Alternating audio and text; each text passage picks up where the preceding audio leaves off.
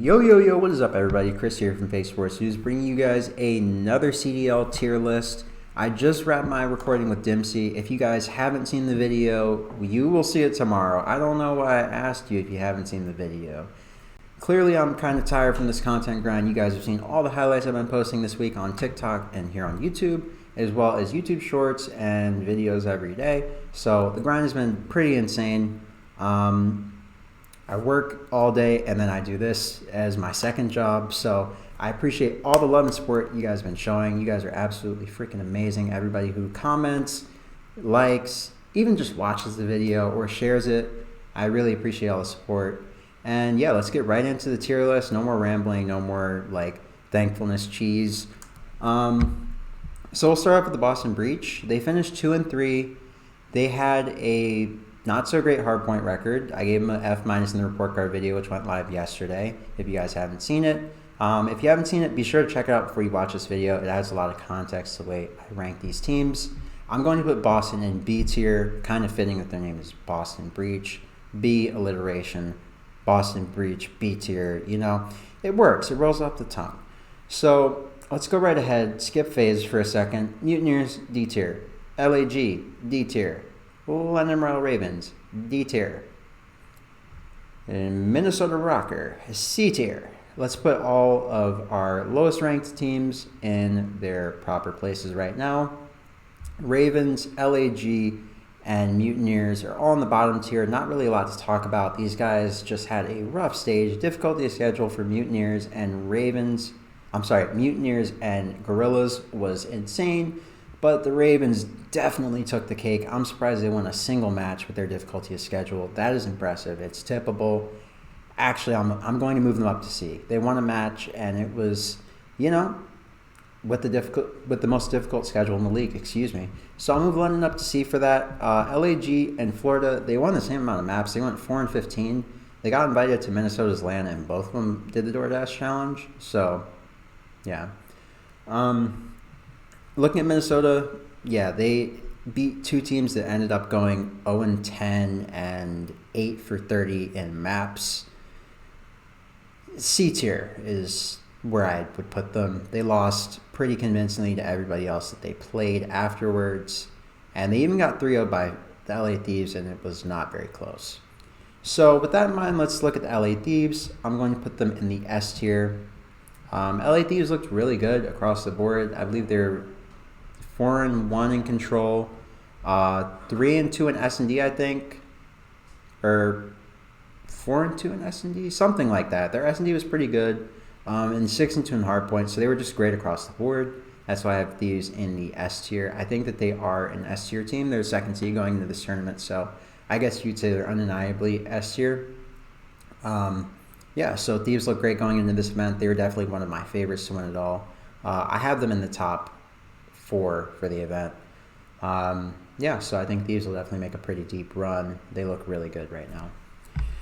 The next team, my home team, Atlanta Faze. You guys know I love Faze, Faze up. I feel like Faze in this matchup, it's a matchup thing. They typically beat Thieves this season. I believe it's the head-to-head is maybe 3-1, but it's pretty much one-sided on the side of Faze.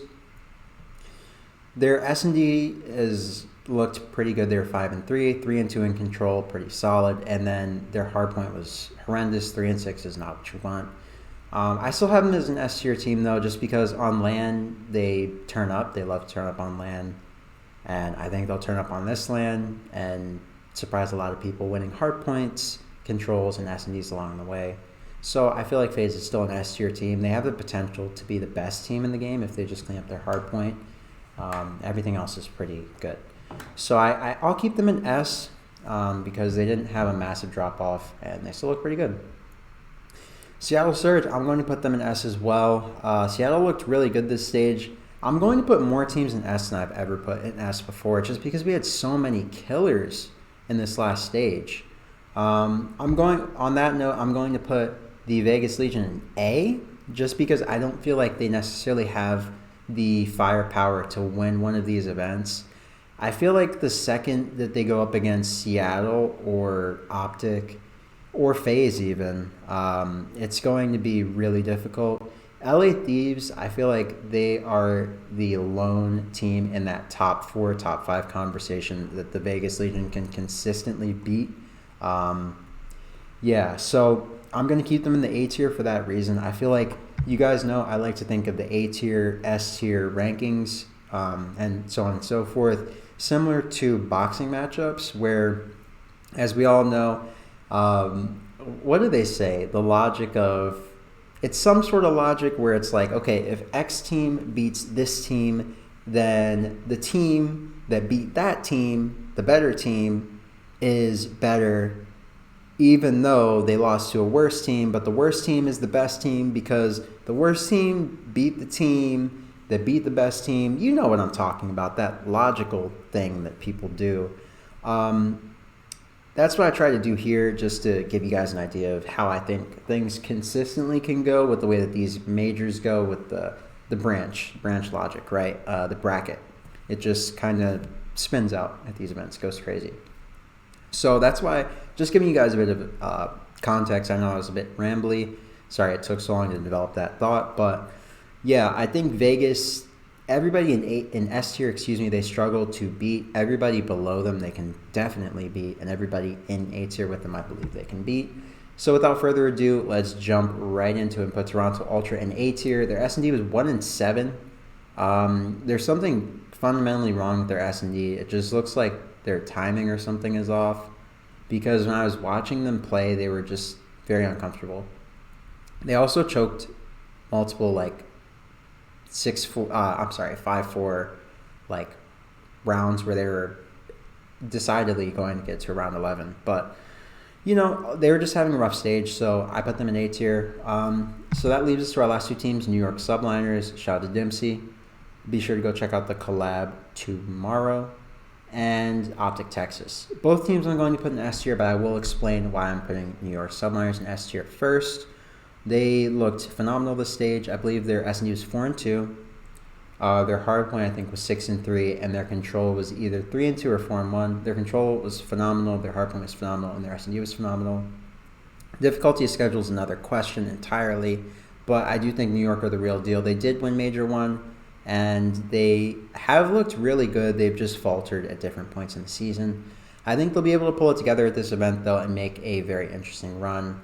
So, yeah, I have them in the S tier for that reason. They have the potential to definitely win this event. If they catch fire, they can beat everybody in the S tier and everybody below, obviously, because they won Major 1 and they beat all of our best teams to do it. So, with that in mind, let's hop over to our last team in the S tier, our number 1 team in the CDL right now, Optic Texas. They're currently our number 1 seed at the event.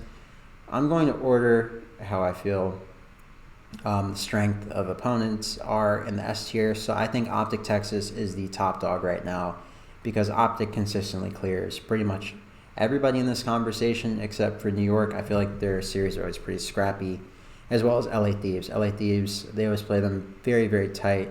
Seattle plays them tight as well, and so does Faze, but it seems like they just have a pretty consistent edge over Faze and Seattle, whereas with New York and LA Thieves, it seems like there's more of a possibility of an upset. So that's my final tier list. If you guys agree, disagree, let me know in the comment section down below. I still think that Faze win this event, if I'm being honest with you guys. I feel like their S&D is really solid. Their control is decent enough where they can take it enough to win series if need be. And I feel like their hardpoint, they will likely look a lot different on land. So yeah, I feel like the S tier has all the teams that can realistically win this event. Ultra has a very, very tumultuous road ahead of them if they hope to try and win this event. That's why I have them in the A tier. I don't feel like it's as likely, just because their run to the finals would be from losers round 1, literally. If they catch fire in the bracket, though, who knows? They could do it. Yeah, so that'll just about wrap it up for me, guys. I love Faze and Vegas, so if one of those two win, I'm great. I'm super happy. Yeah, let me know who your favorite CDL team is below in the comments. I know a lot of you guys like the Subliners, LA Thieves. I know some people like Seattle, some people like Ultra. Most people like Optic or Faze. But I know a lot of these CDL teams actually have a lot of support. Local fans, like people from Boston, people from Minnesota, etc. So yeah, guys, that's about wrapped up for me. Like I said, be sure to let me know where your favorite CDL team is from. And what was your favorite CWL team also? My favorite CWL team was, of course, Optic. If you go back, I was a big-time Optic fan back in the day. I actually did not like Faze, funny enough. I liked the players on Faze, but I just never cared to root for the team. I love Zuma. He's the one who inspired my playstyle, so I always have love for Faze players, but I just was never a fan of the team. So yeah, guys, that's about wrapped up for me. Don't forget to like, comment, and subscribe to the channel if you are brand new. Hope you guys have a great morning, noon, or night wherever you may be on this beautiful planet. Don't forget that the major starts on Thursday this week at 1 p.m. Eastern Standard Time. If you need to convert that into a different time zone, obviously Google is your friend. So yeah, with that, I will be bidding you guys adieu, as the French say, and I'll catch you on the next video. Once again, this is Chris from Fake Sports News, and I am signing off. Don't forget to check out the video with Dempsey going up tomorrow. Yeah, guys, I'll catch you on the next one. Hope you enjoy the major, and stay safe and keep grinding. Peace.